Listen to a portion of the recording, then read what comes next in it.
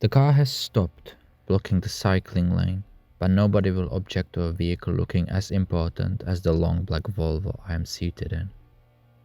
We sit in silence for a moment, when I spot a reflection on the side of the building.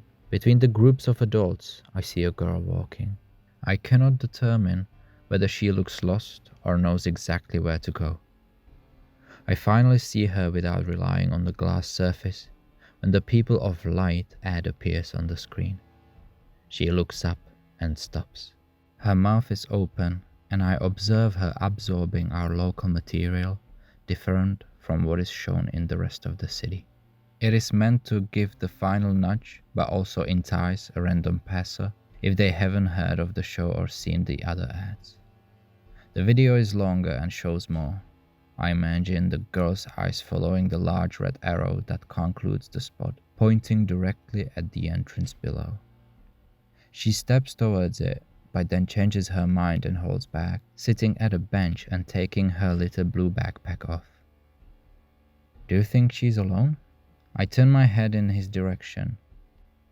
Ryan is not used to conversing with me, but I must wonder if a girl of this age should be walking alone, this late, in this part of the city. It takes the man in front of me a moment to figure out what I could be talking about, but he still only releases an indistinguishable noise, leaving me to decide on my own. It doesn't take long for me to settle. I will not leave the girl alone. My hand grips the door handle, but I no longer see her. I study the reflection and the pavement in every possible direction. The lobby of the arena is dark. She is gone, and I hope she knows her way back. My mood is slipping back to what it was before. I give up. Would you now please take me home? I exhale. I feel safe when Ryan is behind the wheel. When he is in charge, I can relax. I know everything will be fine, for now. That night, Helen had a lot of time to remember the past. Time before things changed and before she even met her husband. The mood in the society had been on the edge as far as she could remember, but when she was approaching adulthood, things started to boil over on too many levels. The city streets were not too dissimilar to what they looked like now, but there were more people and everything was louder. She has never seen anything herself, but heard of countless incidents between the police and the public. She also got swept in it, joining many protests and marching through the streets. It felt right to be a part of the movement. She believed it was for a good cause, that it was for a better future. The uproar was so enduring that the government caved in. One of the prominent faces of the revolution suddenly sat at the top of the entire country. It was euphoric, seeing the inauguration and listening to the fiery speeches. He was a handsome young man with ideas and visions she wanted to get behind because they made sense. As it goes with politics, however, most promises ended up far from the desired outcomes. The opposition destroyed many projects, and others ended up in a pile of postponed or watered down executions. Whatever the politician managed to establish turned against him, and his smiley face disappeared only a few months after reaching the throne. His legacy was distilled into one change that stood at the core of the entire movement. He reduced the funding of the police. This silly bill was why Helen had so much time to think tonight. Sitting by the kitchen table, she has been aimlessly staring at the wall as her daughter and son-in-law ran around trying different numbers and websites.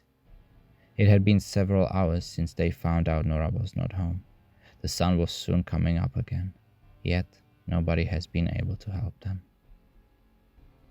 The police budget became so thin it fell apart. Low wages, lack of staff, and no potential drove even the most loyal civil servants away. The private sector quickly filled the gap in the new market. Many security companies expanded and hundreds more were established. The streamlined process of calling for help became an illegible sea of numbers. Nothing was fast anymore. Nobody helped for free no longer. Needing help now meant being able to afford to pay for the services. It drove many people out of the city, and even more were left vulnerable to the temperamental nature of the society. The wealthy now owned safety. Finally! Anna's voice broke the stream of thoughts occupying Helen's head, and she looked up as her daughter, now more quietly, started to explain the situation to a person on the phone. So far, all the lines have been busy or simply not working. Mark stood up beside his wife with his arm around her shoulders, supporting the dedicated but terrified mother.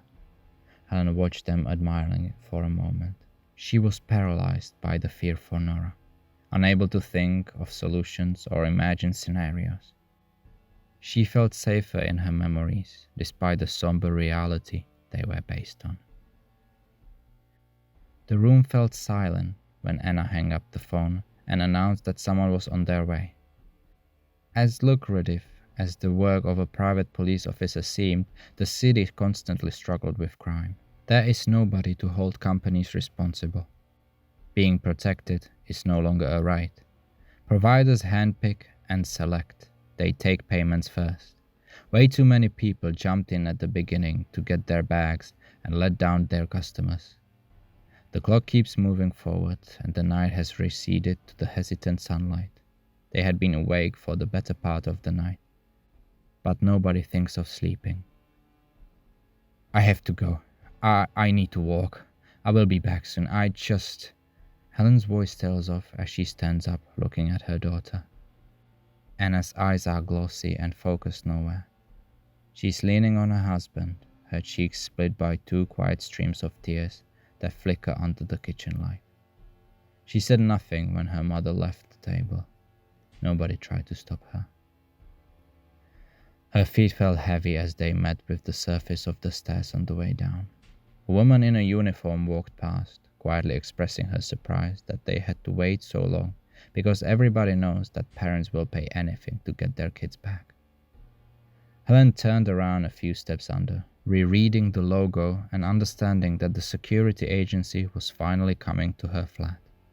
But she had decided to continue in her original direction, disregarding the insensitive remark. She needed to feel like she was doing something. The morning was chilly, and she shivered at the thought of Nora spending the night outside. Few people were on the street, and she examined every face to ensure she spotted her granddaughter if she was nearby. Subconsciously, Helen retraced the same walk they did the previous afternoon, only in the opposite direction. She stopped again by the billboard and waited for a few cycles of the advertisements, hoping that the people of light display would somehow bring her little girl back. But nothing happened. There are more people around now, and she is still frantically looking at anyone who resembles an 8-year-old child. Her journey ended at the supermarket that just opened. She wandered through the aisles with no aim in mind. Briefly, her memory returned to her dreams and connected the face she saw on the gravel with the environment. The familiar face belonged to one of the employees she used to see on her regular visits, but she had not seen her for a while and only accidentally remembered her name, Alice. When she got home, the security person had already left. The rest of her family seemed crushed by the silence of the apartment. They barely looked up when she entered. She said she'd look into it. No sign of forced entry anywhere. She suggested Nora had to leave the flat on her own. I remember locking the door, Jim explained flatly. They have been together long enough for Helen to notice the change in her husband's voice. For the first time in years, he was fully present.